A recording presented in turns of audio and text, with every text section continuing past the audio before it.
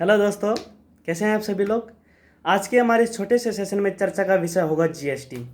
तो हम पहले किन किन पॉइंट्स पर चर्चा करने वाले हैं उन पर बात कर देते हैं। तो हम जीएसटी का पूरा नाम क्या है, इसका कानून कब पारित किया गया था, इसे लागू कब किया गया था, लागू करते समय संविधान में कोई संशोधन किया गया था या नहीं किया गया था, इन पॉइंट्स पर हम चर्चा करेंगे। अगर आप इस चैनल को सब्सक्राइब नहीं किया है तो आप पहले इस चैनल को सब्सक्राइब कर लें और बेल आइकन को प्रेस कर लें।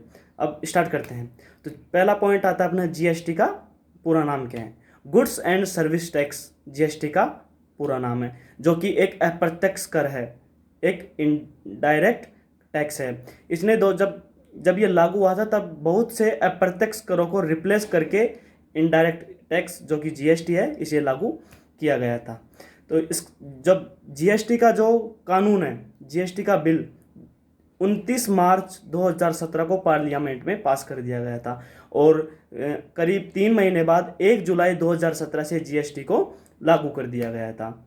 आप सभी को क्लियर है यहाँ तक।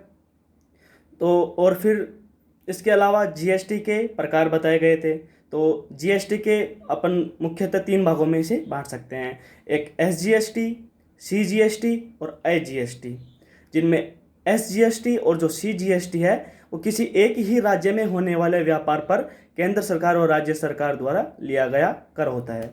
और जो आईजीएसटी है वो इंटर स्टेट ट्रेड, जो अंतर्राज्यीय व्यापार, यानी एक राज्य से दूसरे राज्य के अंदर जो व्यापार होता है उनमें केंद्र सरकार द्वारा लिया गया कर होता है। क्लियर है आप सभी को यहाँ तक।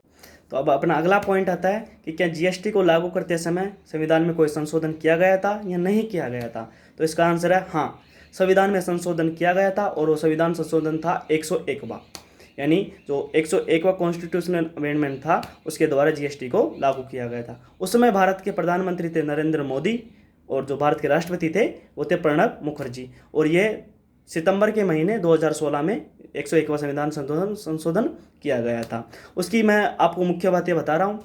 तो उसमें कुछ आर्टिकल्स में उनके पार्ट जोड़े गए थे। तो अब उन जो पार्ट्स जोड़े गए थे उनके बारे में चर्चा करने वाला हूँ। सबसे पहला अपना आता आर्टिकल 246A।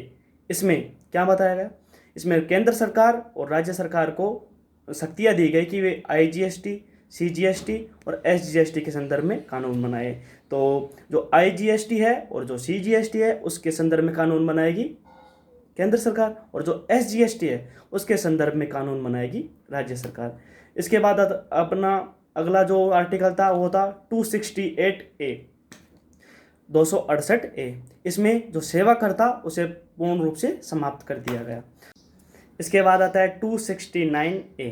इसमें आईजीएसटी की व्यवस्था बताई गई है कि आईजीएसटी केंद्र सरकार द्वारा अंतर्राज्यीय व्यापार होने पर वसूली जाने वाला कर होगा। अंतर्राज्यीय व्यापार मतलब एक राज्य से दूसरे राज्य में, जैसे महाराष्ट्र से चंडीगढ़, महाराष्ट्र से पंजाब मान लो, पंजाब से राजस्थान मान लो, इस तरह से जो एक राज्य से दूसरे राज्य के भीतर व्यापार होगा उसमें आईजीएसटी नाम का एक कर वसूला जाएगा, जो कि केंद्र सरकार द्वारा वसूला जाएगा।